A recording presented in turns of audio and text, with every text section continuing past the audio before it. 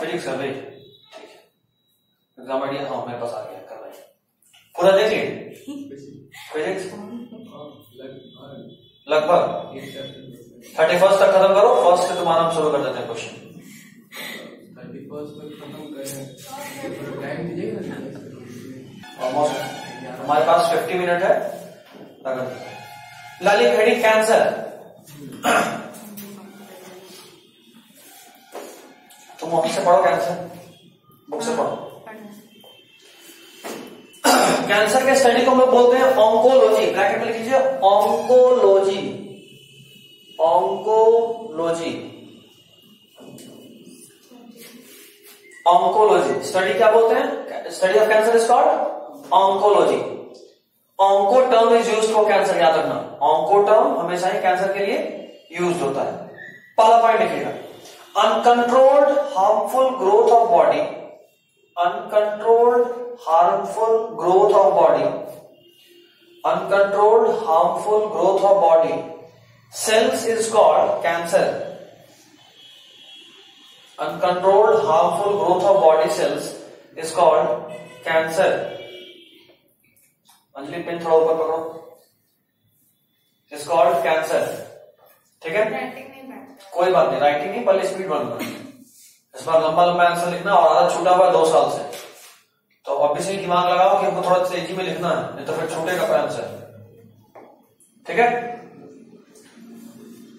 एक समरी बनाइए, features of cancerous cell. कोई सेल कैंसरस हुआ है कैसे पता चलेगा? इसको कुछ फीचर होना चाहिए ना, फीचर ऑफ कैंसरस सेल्स। पहला पॉइंट, अगर कलर चेंज कर सकते तो कर लीजिए। देखिए, डोंट ओबे कॉन्टैक्ट इनहिबिशन, डोंट ओबे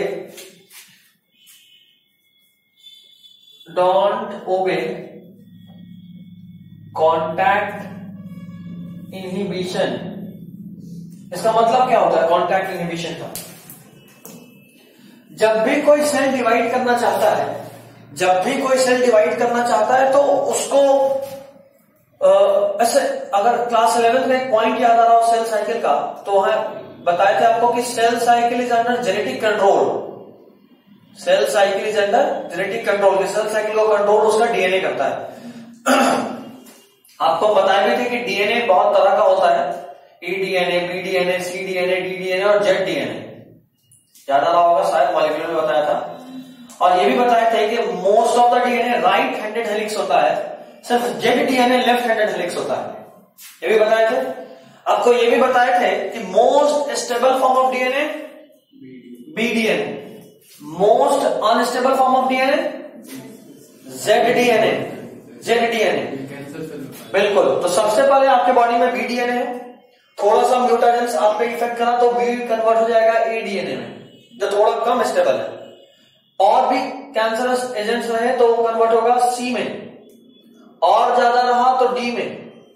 और अभी भी आप अपने बॉडी में सेल्स को थोड़ा भी कंफर्टेबल कंडीशन नहीं दिए तो ये कन्वर्ट हो जाएगा जेड डीएनए। और ये डीएनए किस हो गया, मतलब क्या, वो सेल कैसा हो गया, कैसा हो गया सेल्स? कैंसरस। आपको समझना ये है कि बी, ए, सी, डी और जेड, जैसे ही कोई डीएनए जेड डीएनए के फॉर्म में कन्वर्ट हो चुका है तो अब वो डीएनए कैंसरस हो गया, यानी अब वो लगातार डिवाइड करेगा। कैंसर सेल का एक ही फीचर होता है कि वो सिर्फ और सिर्फ डिवाइड करता है, 1 से 2, 2 से 4, 4 से 8 ऐसे बढ़ता चला जाएगा, ठीक। और नॉर्मली जब भी कोई सेल डिवाइड करता है, जैसे मान लो ये रहा आपका सेल्स, ये टिश्यू है, ये सब टिश्यू में एक ये बीच वाला सेल है जो कैंसरस हो गया है। अगर ये सेल कैंसरस नहीं होता तो जब भी ये सेल डिवाइड करता ना, तो आसपास जगह दिख रहा है आपको ज्यादा कि एक और सेल आप वहां पे हटा लो, उतना जगह तो नहीं। तो ये जो बाकी सब सेल्स है ये इसको इनहिबिट करता, बोलता भाई जगह नहीं है, डिवाइड मत कर, नहीं तो हम भी डैमेज होंगे, तुम भी डैमेज होंगे। समझे? मतलब ये कि हद से ज्यादा आदमी अगर ठोस दें तो आपस में टकरा टकरा के भी तो डैमेज होगा, वही बात है, डैमेज होगा। तो नॉर्मली जब सेल्स रोकता है तो ये सेल रुक जाएगा, तो उसको बोलेंगे कॉन्टैक्ट इनहिबिशन काम कर रहा है। कॉन्टैक्ट मतलब जगह था, यहां से डिवाइड करके यहां आया, एक और आया, एक और आया, एक और आया, और फिर जैसे ही तुम्हारे पास तक यहां तक पहुंच गया तो अब तुम्हारे कांटेक्ट में आया डायरेक्ट कांटेक्ट में आने का मतलब कि अब अगर वो और डिवाइड करे तो तुमको दबाएगा, तुम भी डैमेज और वो भी डैमेज। तो जैसे ही तुम्हारे कांटेक्ट में आया तो तुम इनिबिट कर दिए कि नहीं बाबू अब डिवाइड मत कर, जगह फुल हो चुका है। अगर तुम रुक गए तो इसका मतलब कि तुम कांटेक्ट इनिबिशन को ओबे किए, तुम माने कि कांटेक्ट इनिबिशन मतलब कांटेक्ट में आ गए तो रुक गए, कांटेक्ट इनिबिशन का बात मान लिए।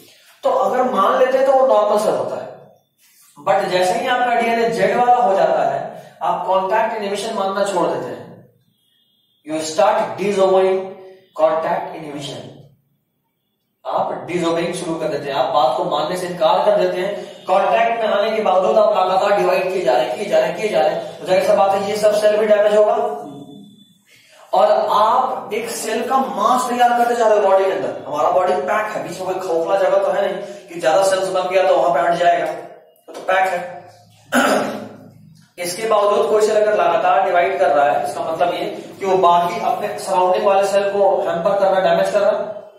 एक ये बात, वही ट्यूमर बन जाता है ना, वही ट्यूमर बनता है बिल्कुल। और दूसरा बात ये भी कि अब जैसे मान लो ये सेल तो यहां तो डैमेज हो ही रहा है, एक सेल यहां बैठा हुआ है, ये नॉर्मल सेल्स है, भले ब्लैक से दिखा, ये नॉर्मल सेल्स है, तो यहां पे सेल का मास बना, ये सब सेल्स को डैमेज कर रहा है, समझ में आ रहा है। लेकिन सोचो तुम रोटी खाते थे 4, तो तुम्हारे बॉडी में 4 रोटी का न्यूट्रिशन जा रहा था जो पूरे बॉडी के लिए काफी था, ठीक।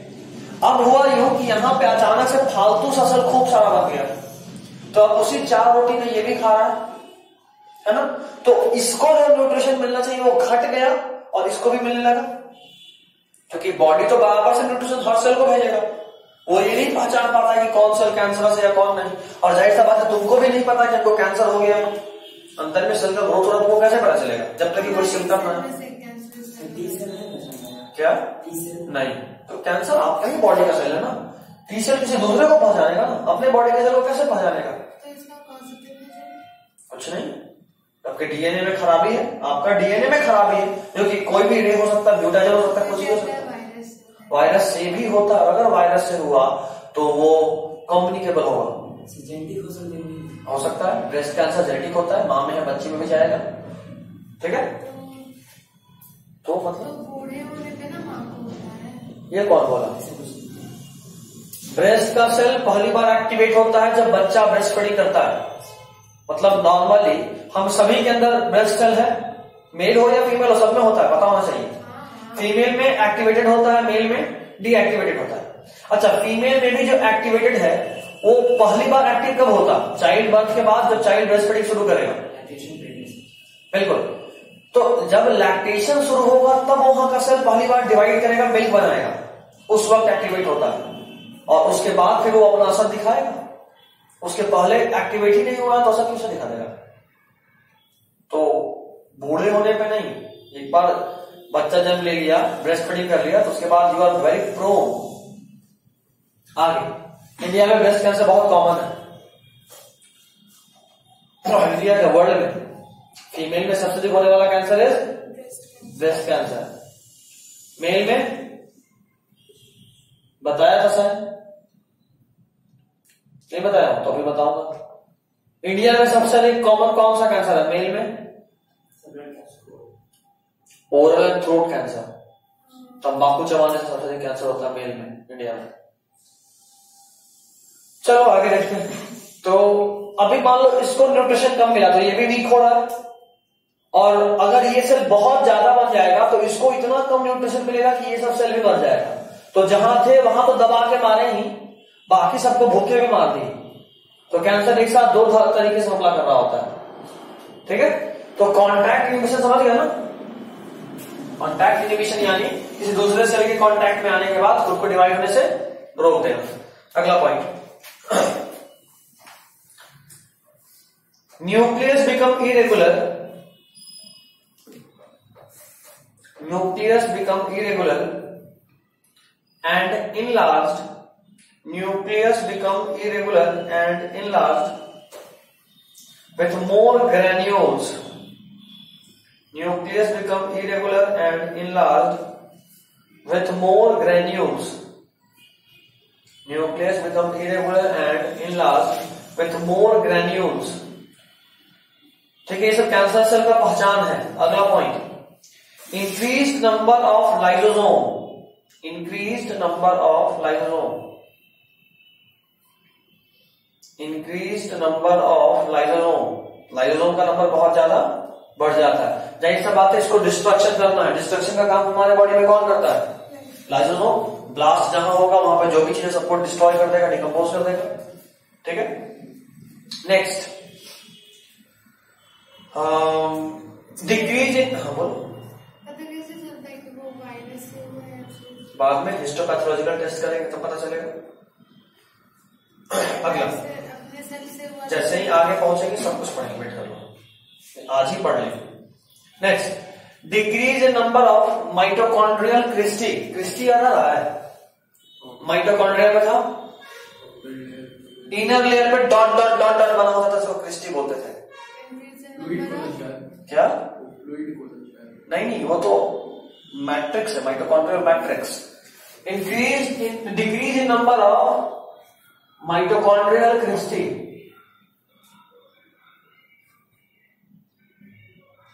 ये क्रिस्टी है। Decrease in number of mitochondrial cristae. CRISTAE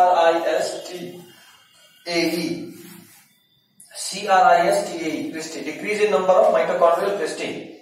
next point, have unlimited life span. Have unlimited life span. Have unlimited life span. हो गया? हो गया। Next point, uncontrolled growth of these cells. Uncontrolled growth of these cells. हाँ, these, THESE, these cells form neoplastic growth. Form neoplastic growth. Uncontrolled growth of these cells form neoplastic growth. These, THESE, these. Uncontrolled growth of these cells form neoplastic growth, resulting in tumor formation. Resulting in tumor formation. Resulting in tumor formation. हो गया? Next heading, types of tumor. Types of tumor. सब heading. हाँ, सब heading क्या heading ही बनाओ। Tumour कितने तरह का होता है पता रहता है? बिल्कुल, दो तरह का। कौन कौन? Benzene and malignant. ठीक है, इस तरह से बना लीजिए। एक तरफ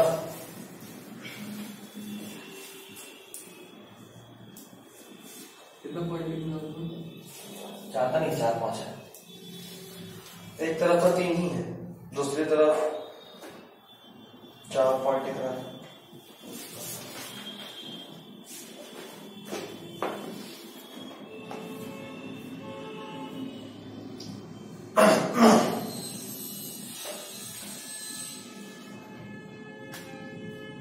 ये स्पेलिंग गलती, BENIGN होता है।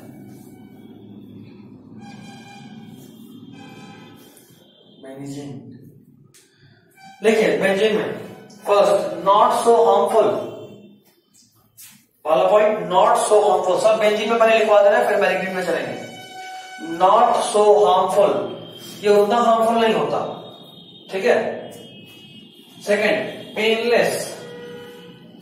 Painless, painless. और third point, restricted to one side. Painless and तीसरा point, restricted to one side. Restricted to one side मतलब ये हम जो अभी केस बता रहे हैं, ये केस वो अभी जो समझाया बोर्ड पे वो वाला ट्यूमर का केस है। यानी एक ही जगह पे रहेगा तो दो तरीके से नुकसान करेगा। एक, जहां पे सेल वो ट्यूमर बना है वहां आसपास के सेल्स को दबा दबा के मारेगा और न्यूट्रिशन की कमी कर देगा, और थोड़ा सराउंडिंग वाले सेल्स में। दो तरीके से मारेगा। मैलिग्नेंट में आएंगे, यही डेथ का कारण बनता है। इस वाले को हम कंट्रोल कर सकते हैं। अगर हमको पता चला कि कहीं पे बेंजाइन ट्यूमर है, चुपचाप जाते हैं वहां पे ऑपरेट करके वो ट्यूमर ही निकाल देते हैं, ना रहा सेल ना काम बढ़ेगा आगे। बट मैलिग्नेंट बहुत खतरनाक किस्म का कैंसर है। देखिए पहला point, much more harmful,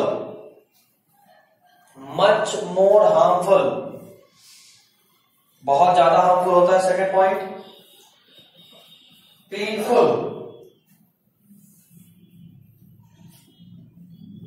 pen के अंदर जान भी लेता है। और तीसरा लिखिए, the sales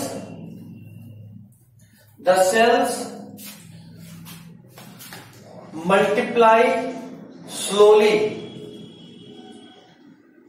first, the cells multiply slowly first, पहले वो स्लोली मल्टीप्लाई करते हैं। और डैश देके लिखिएगा, डैश देके, इसको बोलते हैं लैटेंट फेज। पहले स्लोली मल्टीप्लाई करेंगे। सर इसको ऑपरेट करके नहीं ला सकते क्या? मैलिग्नेंट को हाँ। ऑपरेट करके नहीं ला सकते। अभी बता रहे हैं तुम क्या कर सकते नहीं कर सकते। 2 मिनट रुक जाओ बस। इसको बोलते हैं लैटेंट फेज। तल के देन यहां पे अगले पॉइंट में कर लो, देन मल्टीप्लाई फास्टर, देन अरे यार मल्टीप्लाई फास्टर, इसको बोलते हैं एक्सपोनेंशियल फेज।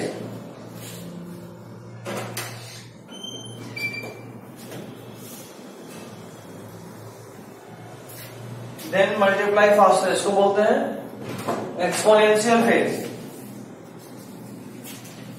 हो गया। उसके बाद देखो, and then get scatter to, and then, हाँ उसी में अरेंजमेंट कर लो, लाइन बस चेंज कर लेना। And then get scattered to, ये बहुत इंपॉर्टेंट पॉइंट बता रहा हूं। And then get scattered to various parts of the body, and then get scattered to various part of the body, and then get scattered to various parts of the body after detachment, and then get scattered to various parts of the body after detachment. This is called metastasis. Metastasis.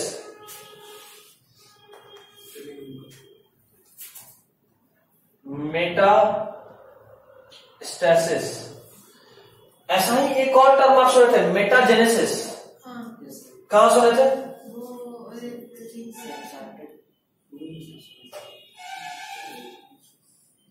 क्यों फैजल, कहां सुने थे? क्या फिर से बोलिए? Metagenesis. हाँ, chapter number 2 flowering plant. अच्छा, क्या पढ़े थे वहां पे?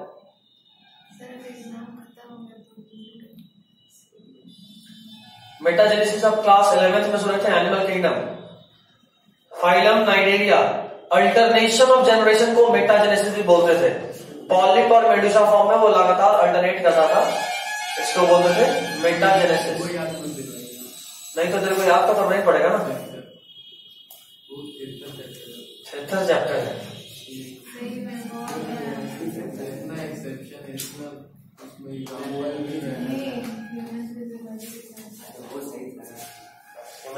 सही था, याद है? भी आसान था, सब चीज बहुत हद तक पढ़े नहीं है जबकि दोबारा, लेकिन बहुत हद तक सब याद है। क्योंकि उसको हम शुरू से पढ़ता है। Neural control and coordination. क्या क्या? न्यूरल कंट्रोल एंड कोऑर्डिनेशन याद है? पूछे ऐसे करिएगा। इंडोक्राइन सिस्टम पूछे? सबका नाम याद है। अच्छा, ये सब था। थाइमस ग्लैंड कहाँ था? थाइमस और नहीं, ब्रेन में। हाँ, थाइमस क्या रिलीज करता था? हाइपोथाइमस। ओ, हाइपोथैलेमस को हाइपोथाइमस बना दिया। क्या पढ़ी है लड़की? थाइमस ग्लैंड हार्ट के बगल में था, छोटा सा ग्लैंड होता है। बहुत बढ़िया याद है। अच्छा लगता था ना, बस सारा रिमूव हो गया तुरंत मेरा से। दोबारा थोड़ी ना पढ़े तो मैं एग्जाम भी दियो हम।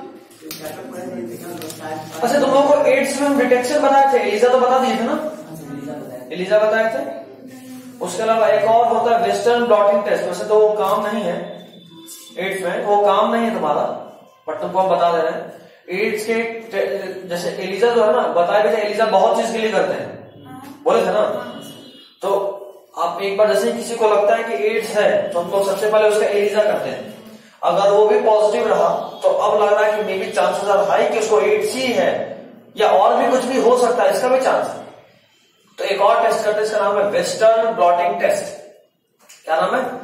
Western blotting test. This test is confirmatory test for AIDS. अगर ये पॉजिटिव आ गया तब तो कन्फर्म है कि एड्स ही है। ठीक है, तो आपको वेस्टर्न ब्लॉटिंग टेस्ट एनसीईआरटी नहीं पढ़ाया तो हमें नहीं बताए थे, बट आज आपको नजर आ गया कॉपी में, तो हम याद दिला दिया आपको कि लिख लो कहीं पर कॉपी में, ओवरऑल में लिख लो। Western blotting test is confirmatory test for ads.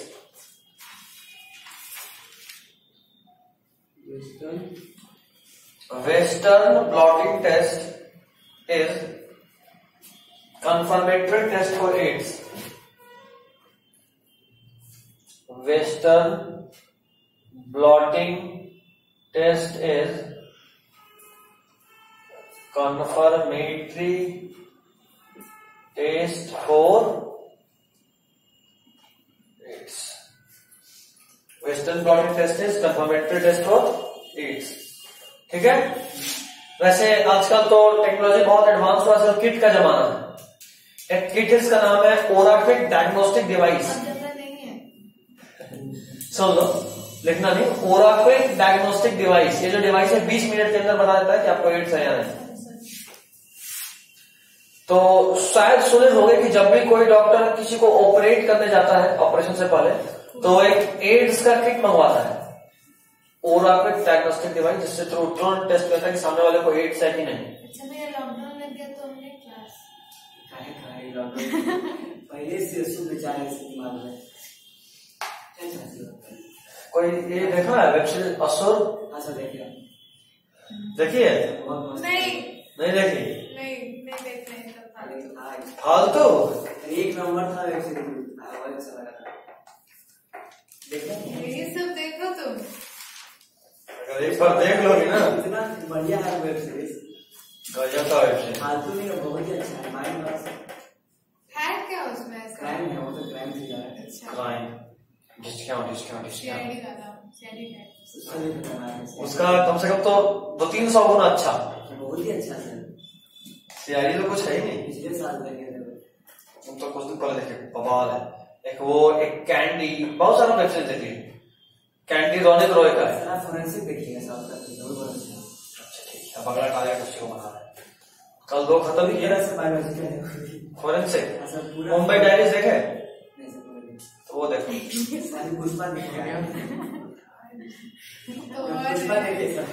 ये कैसा है भाई? साउथ का अल्लू अर्जुन का। अल्लू अर्जुन साउथ का तो पहली बार देख भी नहीं किया। उसमें कब क्या हो जाए कोई नहीं जानता। नहीं, चलो एक मूवी आ रहा है राधे श्याम, प्रभास का। हाँ सर, उसका ट्रेलर हम कल देखे। ट्रेलर देख के लग रहा है कि मतलब नाम पे मत जा, यहाँ कोई प्रमोशन नहीं हो रहा है।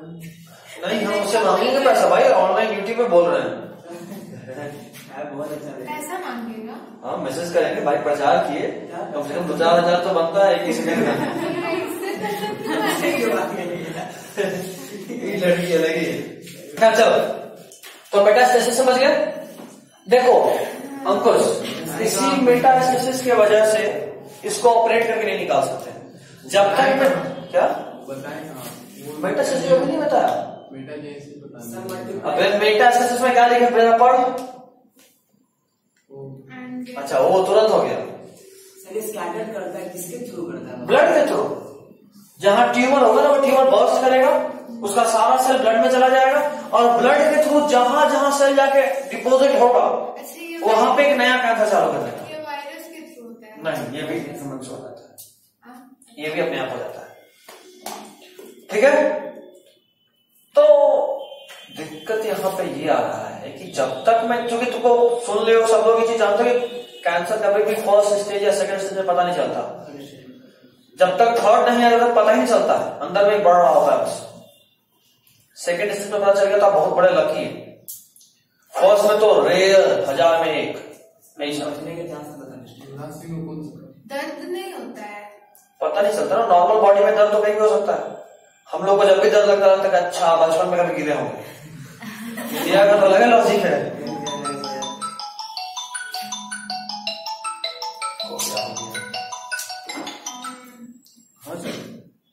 कृष्णा सर के बाद अब तक नहीं आई है। हेलो,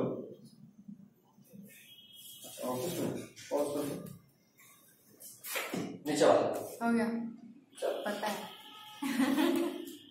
तो मैलिग्नेंट में क्या होता है कि अब देखो, जब तक में तुमको पता चला कि कैंसर है और तुम उसको ऑपरेट करोगे, तब तक में तो ब्लड के साथ बहुत जगह पे फैल चुका है। अब कहां निकालोगे? हाथ में निकालोगे तो ब्रेन में भी जाकर बैठ गया, तो ब्रेन में निकाल दोगे नॉट पॉसिबल। इसीलिए मैलिग्नेंट बहुत खतरनाक है। एक साथ इतनी जगह पे कैंसर हो जाता है कि तुम सोच भी नहीं सकते।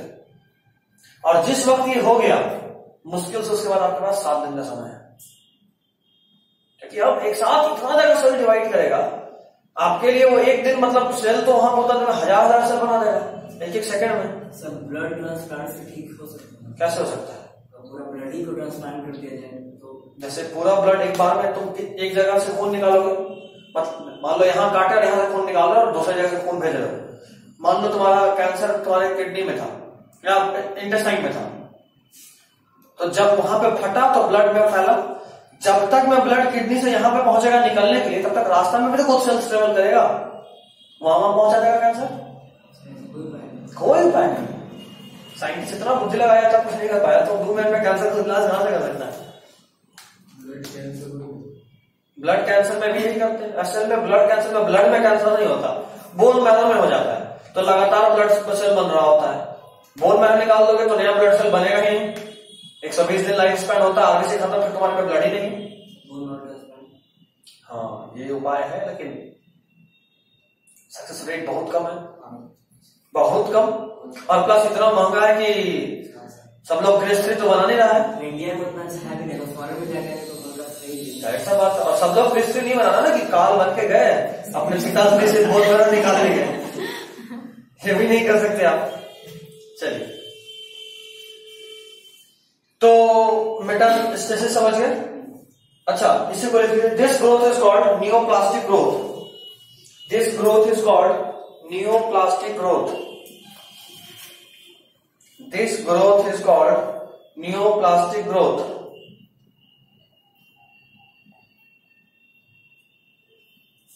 ठीक है, हो गया। लिखिए, अब नेक्स्ट स्टडी होगा टाइप्स ऑफ कैंसर।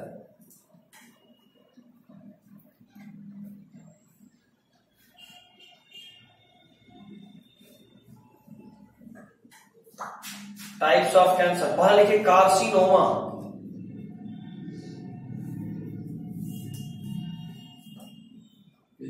कार्सिनोमा, थोड़ा फास्ट लिखिएगा, ये टाइम ले रहा है,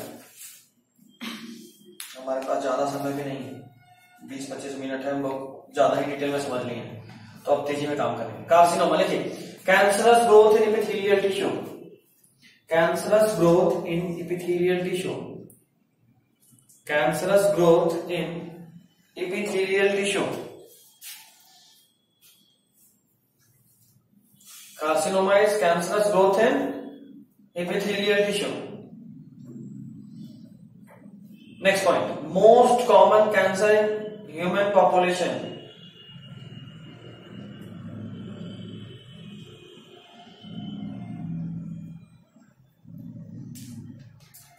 Most common cancer in human population.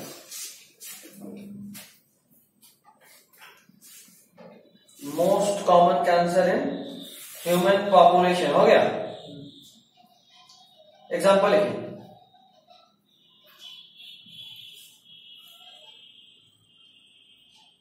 Skin cancer, gastric cancer. Gastric cancer यानी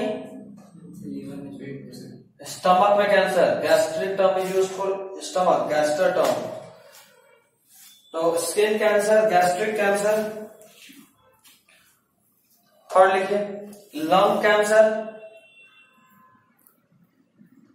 lung cancer,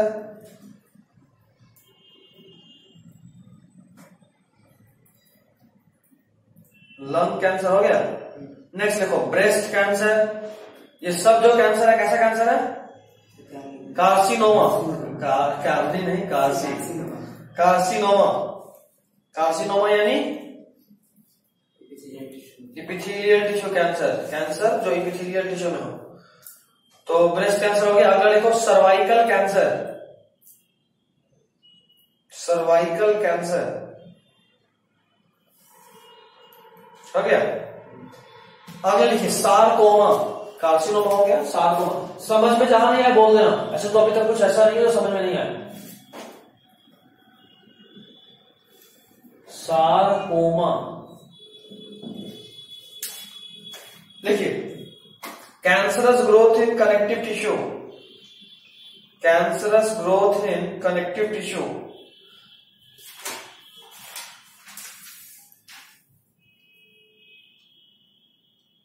Cancerous growth in connective tissue and muscular tissue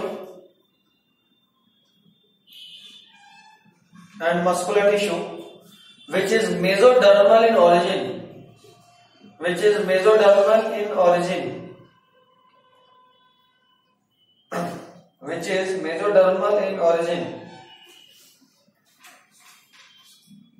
which is mesodermal in origin। आपको समझ में आना चाहिए। मेसोडर्म, एक्टोडर्म, मेसोडर्म आप पढ़ चुके हैं, तो आपको पता होना चाहिए कि मेसोडर्म से बना हुआ हर वो सेल को मेसोडर्मल ऑरिजिन का बोलते हैं।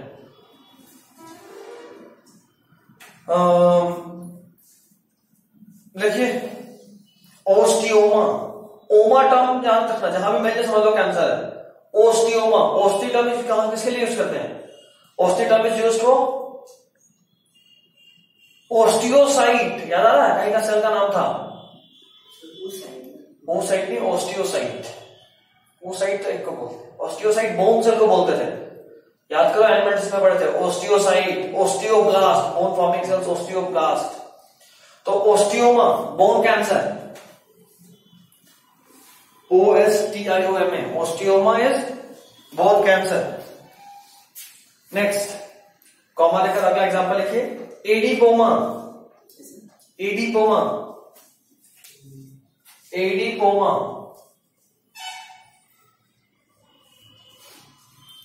देखिए adipose tissue cancer, adipose tissue cancer.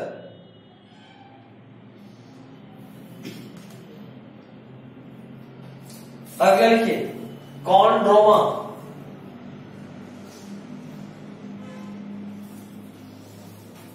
Chondroma. Cartilage cancer,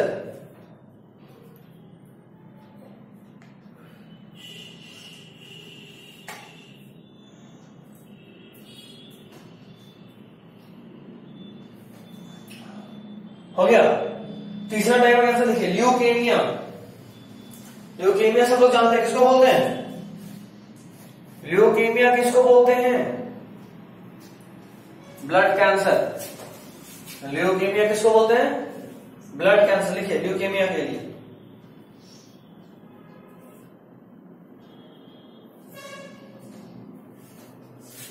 एब्नॉर्मस and permanent increase. Abnormous मतलब ये एब्नॉर्मल बात है।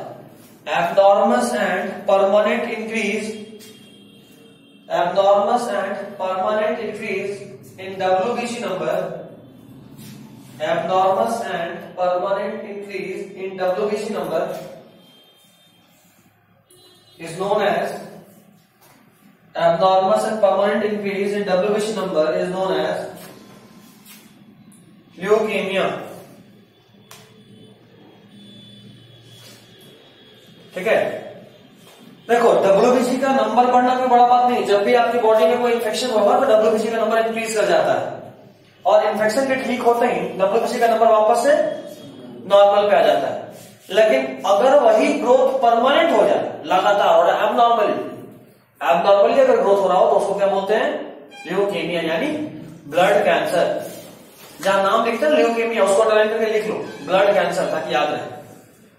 ल्यूकेमिया को अंडरलाइन करके लिख लो, एरो देकर ब्लड कैंसर। हो गया।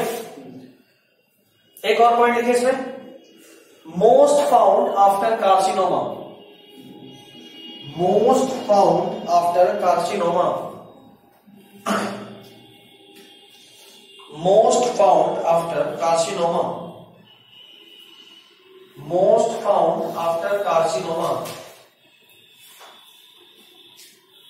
ब्रैकेट में लिख लीजिए approximately 30%।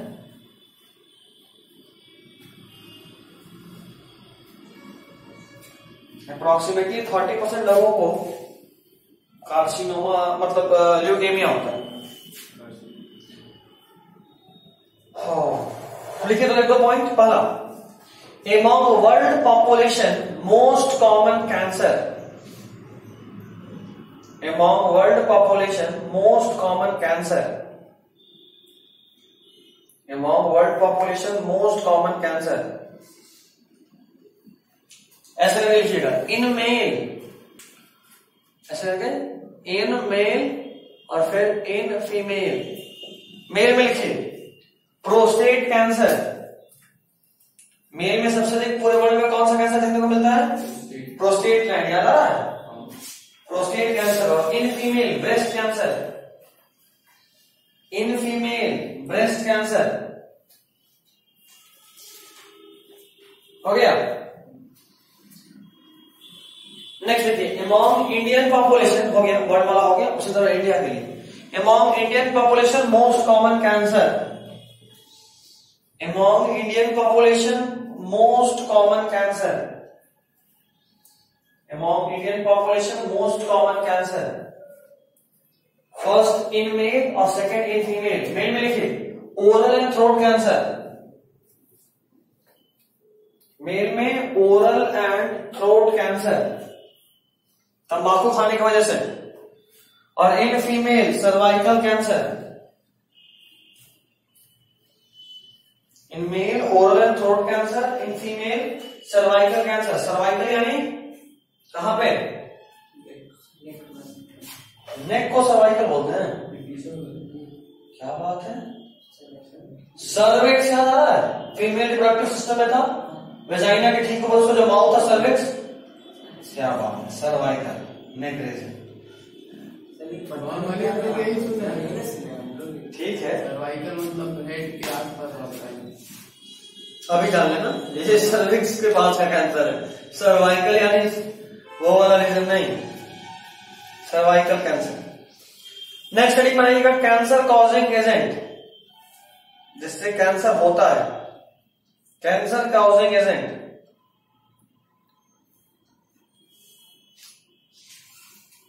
Cancer causing agent.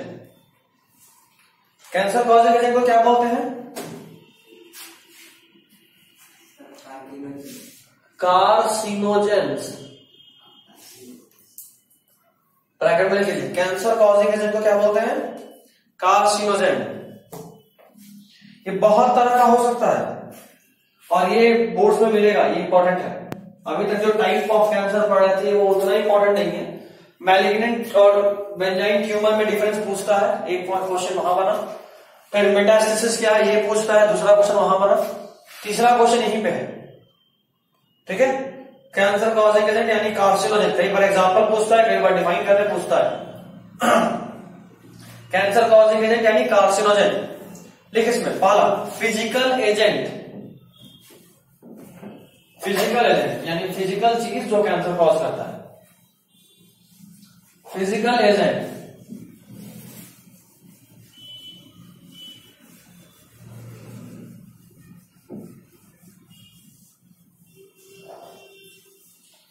Physical agent लिखिए इसमें पहला रेडिएशन।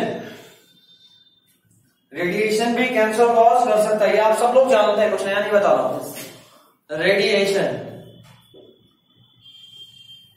अब ये रेडिएशन दो तरह का होता है, आयनाइजिंग और नॉन आयनाइजिंग। याद करो न्यूट्रिशन में भी बताया था,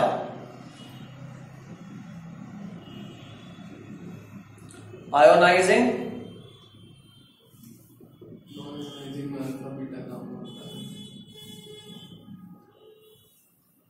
लिखिए इसी तरह से, आयोनाइजिंग में लिखिए X ray, gamma ray, X ray, gamma ray, और नॉन आयोनाइजिंग में लिखिए यूवी रे।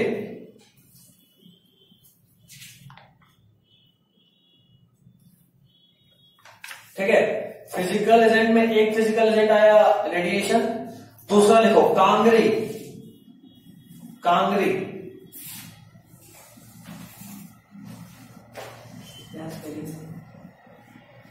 कोई अगर किसी ठंडे जगह पे घूमने गया हो, कश्मीर साइड में, या फिर कभी वैष्णो देवी इस तरह से कभी किसी पिलग्रिम में गया हो, तो वहां देखा होगा वहां के लोग ठंड के समय में या वहां पे जो सोल्जर्स होते हैं उनमें भी ठंड के समय अपने बॉडी को गर्म रखने के लिए वो अपने पीठ पे एक पॉट बांधते हैं, पीठ पे या कमर के पास एक पॉट बांधते हैं और उसमें कोयला जला के रखते हैं।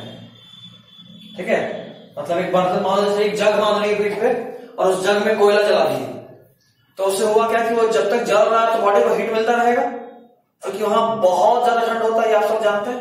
अभी के टाइम में तो माइनस में टेम्परेचर चल रहा है, वो दूसरा चीज है। ये बस पॉट जला के रखिए कि उससे हीट कुछ कुछ बॉडी को मिलता रहे। तो बात समय जैसे मान लो किसी को कमर में, जैसे मेरे को यहाँ माइक बांधने का आदत है, तो लगातार जो मेरे साउंड का वाइब्रेशन है, साउंड वाइब्रेट करके निकलता है, पता होना चाहिए, तो वो वाइब्रेशन लगातार मेरे थाइज के सेल्स को वाइब्रेट कर रहा है। अब अगर ये वाइब्रेशन प्रोलॉन्ग हो गया 10 साल 20 साल 30 साल से चल रहा है लगातार, तो वहां के सेल वाइब्रेट होते होते होते मे भी कभी उसके डीएनए में चेंज आ जाए। उसी तरह से यहाँ होता, वैसे तो कभी साउंड से नहीं सुना गया, बट हीट से सुना गया। Kangre is burning earthen pot, और ये हीट कई बार वहां के सेल्स को इरिटेट करते करते करते कैंसरस सेल में कन्वर्ट कर देता है। तो ये भी एक फिजिकल एजेंट हुआ। तो लिखिए कांगरे में earthen pot having burning coal, earthen pot having burning coal, earthen pot having burning coal, earthen pot having burning coal। हो गया। नेक्स्ट बीटल चिमिंग, बीटल चिमिंग यानी कुछ लोगों को आदत होता है, नॉर्मली खाए ना खाए, शादी में दिखाने के लिए मुंह में 2-3 पान और 2-3 कसेली चबाते रहेंगे चबाते रहेंगे, ये भी फिजिकल एजेंट ऑफ कैंसर है। बीटल कसेली को बोलते हैं बीटल चिमिंग।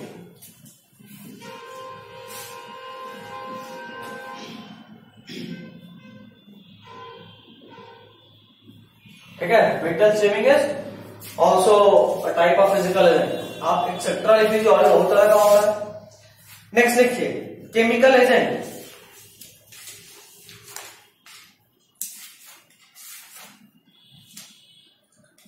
अगला क्लास यानी मंडे को कोई एब्सेंट नहीं करेगा।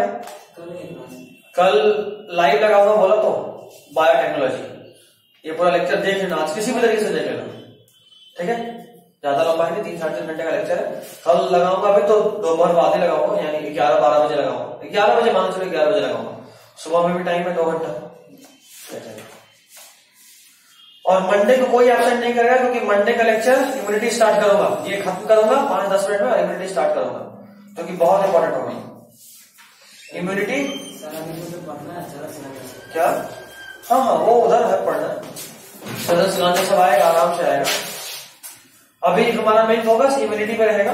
इम्यूनिटी निकल जाए, क्योंकि अगर इम्यूनिटी निकल गया तो आगे का काम आसान हो जाएगा।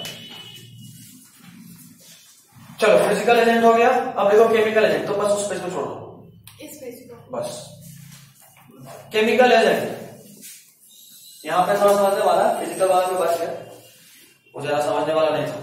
बस पान खाने से होता है कैंसर, 2 तरह का आयोनाइजिंग। सब बता दिए।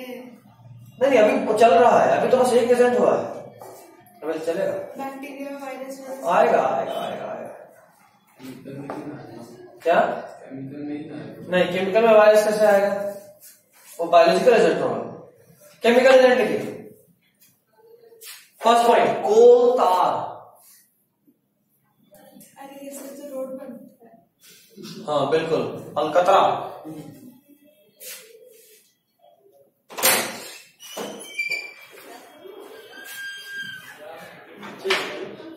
आजा, बैठने में रोक नहीं। 12th है तो किसमें बैठ? अभी ये 11th में, बहुत छोटी सा देख के लग रहा है आपको क्या? हाँ अभी 11th में लेंगे, लंबा जाएगा, 1:30 बजे तक है। शाम में आज क्लास नहीं लगा है, शाम में बाहर ठंडा नहीं है ना, हो जाएगा, वो हो जाएगा। लास्ट घंटे कैसे हुआ?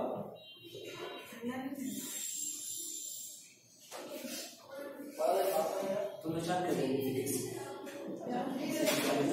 पढ़ना,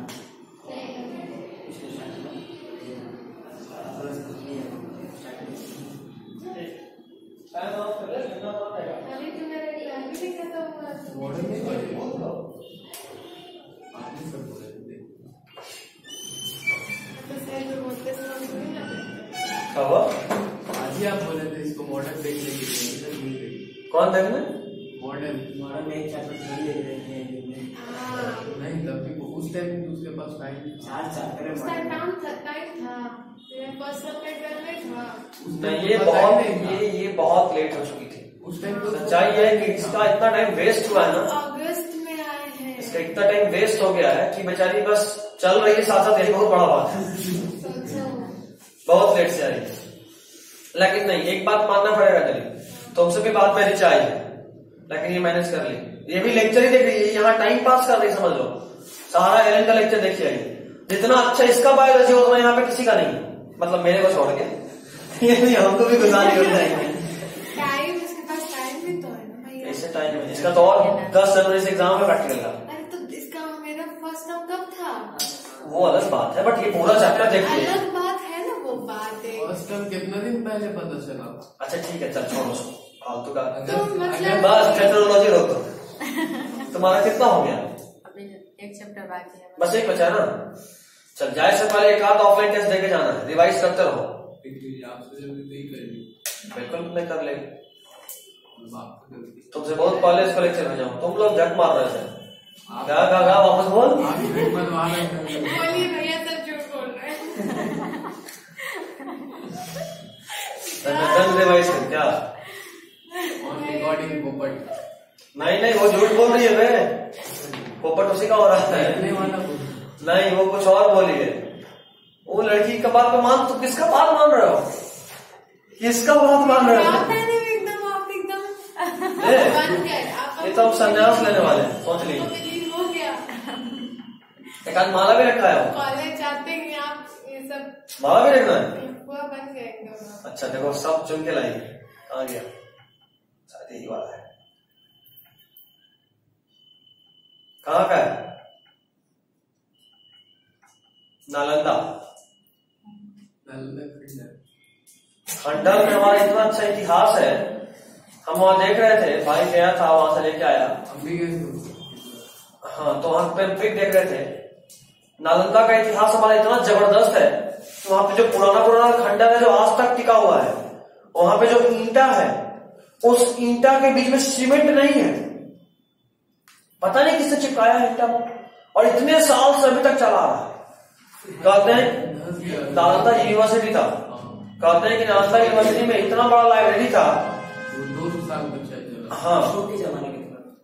हाँ, बख्तियार खिलजी, ये उसके थे, क्या नाम है, शायद बाबर के टाइम में था। बाबर के बाद हुमायूं के टाइम का था शायद, श्योर नहीं है।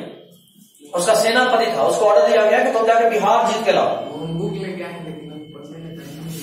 हाँ, तो उसको बोला गया कि बिहार जीत के लाओ। हम रहते ना तो बिहार जीत के लाने के लिए वो आया, तो वो देखा नहीं, उसके वक्त का एक ये भी कहानी है ना कि वो अचानक से बिहार पहुंचते ही बहुत बीमार पड़ गया। उस वक्त तक उसको नालंदा के बारे में कुछ नहीं पता था।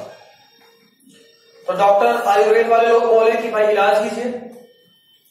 तो आयुर्वेद में जो इलाज होता है उसमें सारा जो भी नेचुरल चीज है उससे इलाज होता है, जड़ी बूटी, गौमूत्र, सब चीज को यूज करता है। जब खिलजी को उसको बोला गया बख्तियार खिलजी को, गोमूत्र यूज करिए तो टाइफाइड नहीं होगा? देखो उसको भी बहुत तरह से प्रोसेस किया जाता है, रिफाइन करके। देखो उसमें होता ही है कि गाय बहुत सारी नॉर्मल, टाइफाइड तो होगा ना फिर। अबे सुन पहले, कंटामिनेशन। सुन पहले, हमारे में ही होता है, सब में थोड़ा ना होगा। कहते हैं कि गाय बहुत सारे घास फूस को खाती है, तो किस घास फूस को खाने से उसके अंदर कौन सा मॉलिक्यूल आ गया तुमको नहीं पता। तो एक्चुअली हमको अभी तक नहीं पता है कि कहां से ये मॉलिक्यूल उसके बॉडी में आया, लेकिन हमको ये पता है कि वो मॉलिक्यूल उसके बॉडी के लिए वेस्ट है, लेकिन इसलिए उसके यूरिन से पास आउट होता है। तो हम उस मॉलिक्यूल्स को या यूरिन के बाकी सारे पार्ट को फिल्टर करते हैं और सिर्फ उस मॉलिक्यूल को यूज करते हैं। तो जब ये बात खिलजी को बताया गया कि भाई आपका इलाज अब सिर्फ यहाँ पे तो आयुर्वेदिक चलता है, यूनानी तो अरब साइड में था, यूनानी इस्लाम का पुराना मेडिकल टाइप है, इंडिया का आयुर्वेद है। तो खिलजी लोग यहाँ पे अपना सैनिक लेके आया था ना, तुरंत अपना डॉक्टर लेके आया था। तो उसको बोला गया कि अगर आपको बचना है तो आयुर्वेद से इलाज कराना होगा। तो हुआ यूं कि आयुर्वेद में तो गोमूत्र भी होगा, तो बोला नहीं हम नहीं लेंगे, मर जाएंगे लेकिन नहीं लेंगे। लेकिन उसका सारा जो सेनापति था वो जानता था कि अगर ये मर गया तो बिहार को जीतना नामुमकिन है। तो फिर गया बाबा लोग के पास, बाबा जी बचा लीजिए। बाबा जी गए, बात किए, तो बोले कोई बात नहीं, हम गौमूत्र दिए बिना तुमको बचा ले। बोला क्या करना है भाई? बाबा जी बोले कि आप तो कोई इलाज कराइएगा नहीं, बचाना मजबूरी है, क्योंकि भाई बंदूक के बल पे बात हो रहा था उस वक्त, आई मीन भाला के बल पे या और बोले तलवार के बल पे। तो बोला कि ठीक है आप डेली कुरान को पढ़िए, उनको ये बोले बाबा जी। और खास बात यह है कि कुरान को पढ़ते तो उसके हर पेज को चूमना है। ये शायद प्रोसेस होता है, हमको नहीं पता, होता है शायद नहीं, नॉर्मली चूमा तो जाता है, कुरान चूमे क्या चूमे ये नहीं पता मुझे, बट शायद। तो हुआ कि ठीक है, तो वो क्या किए कि आयुर्वेदिक पाउडर्स को, जो पाउडर्स होता है जिससे इलाज किया जाता है, उसको उस पेज पे छिड़क दिए थे।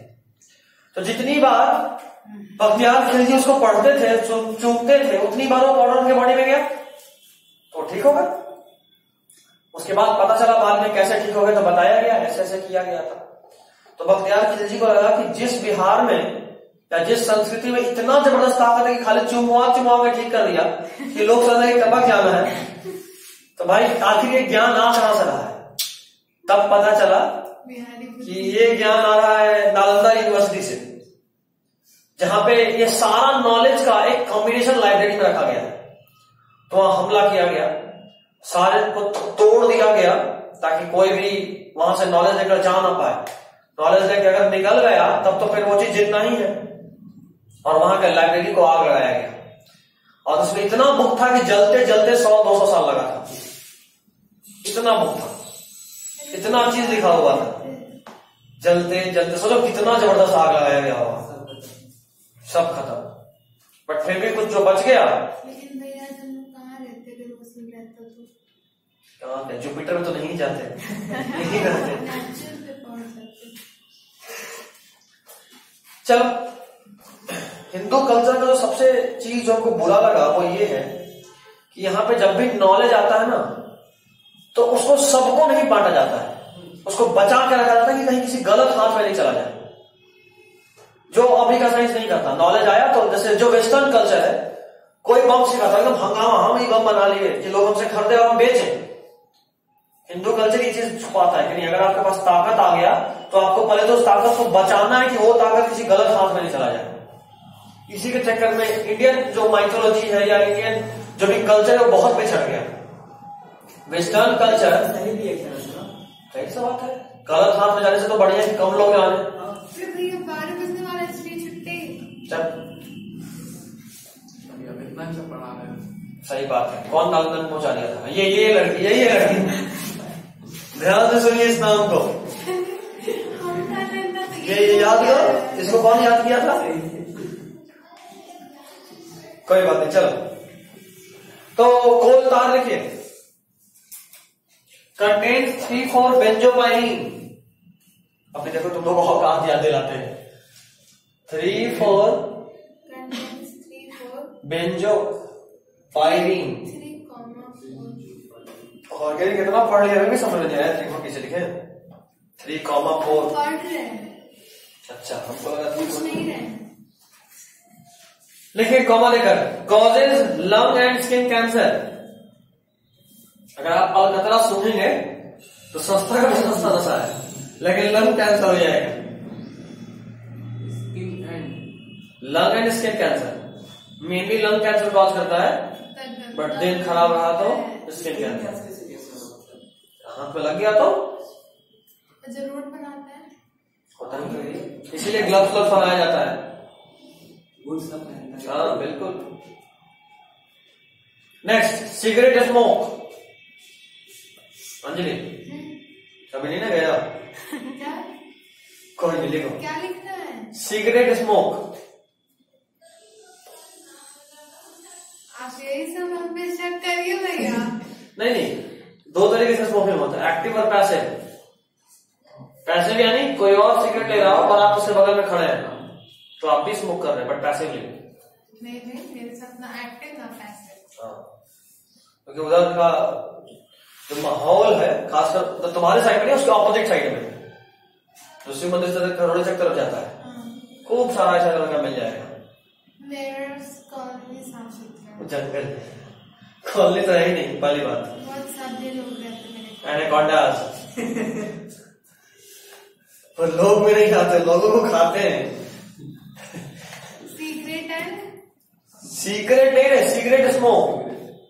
हाँ भाई सिगरेट का SIGARETT, सिगरेट स्मोक। देखिए, contains N nitroso dimethylene. Cigarette smoke. हाँ भाई, सिगरेट का धुआं।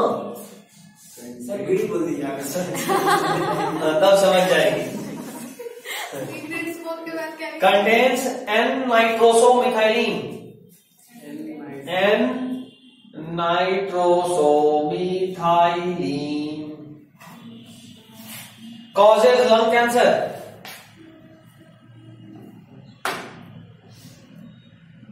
हो गया? अगला लिखो, कैडमियम ऑक्साइड। कैडमियम का नाम सुने? CD, पीरियोडिक टेबल में CD है ना, कैडमियम ऑक्साइड। तुम्हारा फिजिक्स केमिस्ट्री कैसा चल रहा है बच्चा? बायोलॉजी का लेक्चर देख रही है, ये केमिस्ट्री अच्छा नहीं गया। अच्छा नहीं जाएगा? अच्छा, हमको ही कुछ करना पड़ेगा। कैडमियम ऑक्साइड, देखो, prostate cancer, causes prostate cancer. Biology में फुल मार्क्स आएगा? इसका तो आ जाएगा। ठीक वही दोनों। ठीक है, हम इसमें भी कुछ करते हैं, बात सर करते पास हैं। टाइम नहीं है। जितना डेमो मेरे पास पहुंच गया तेरे को भेजेंगे। क्या करोगी रिचार्ज? आप क्वेश्चन ही आंसर भेज दीजिए। Question answer objective. हाँ। बायोलॉजी का तो हम डील करेंगे क्लास में लाइव। फिजिक्स नहीं कर सकते हैं। फिजिक्स केमिस्ट्री हिंदी वाला और समझ में आएगा, इसको इंग्लिश नहीं सुनना, हिंदी सुनना है। दिक्कत ये है, बायोलॉजी में इतना दिन से इंग्लिश सुन रहे तो कुछ हद तक समझ में आ भी जाएगा, 10 में से 5 बार। बट फिजिक्स केमिस्ट्री में तो गजब सन्नाटा होता होगा। ठीक है, चलिए अगला हेडिंग है बायोलॉजिकल एजेंट। इसका क्या लिखना है? कॉजेस प्रोस्टेट कैंसर बस। अगला बायोलॉजिकल एजेंट हो गया। चलिए, this is all for today. कल हम लोग इसके डिटेक्शन पे बात करेंगे, बायोलॉजिकल एजेंट में 1-2 लाइन लिखेंगे और ट्रीटमेंट में बात करेंगे। मतलब 10 से 15 मिनट लगेगा हमको इसको खत्म करने में, और फिर we will begin with immunity. ठीक है, अब कोशिश करना कि सब लोग एनसीईआरटी लेके आओ। अगर सब लोग एनसीईआरटी लेके आओगे तो हम इम्यूनिटी के बजाय अल्कोहल वाला टॉपिक पहले खत्म कर लेंगे, ये फिर एनसीईआरटी अगर भूल गए दिक्कत है। और ये कब का बात कर रहे हैं? कल यानी मंडे। कल हम लोग बायोटेक्नोलॉजी लाइव क्लास लेंगे। ठीक है, चलिए।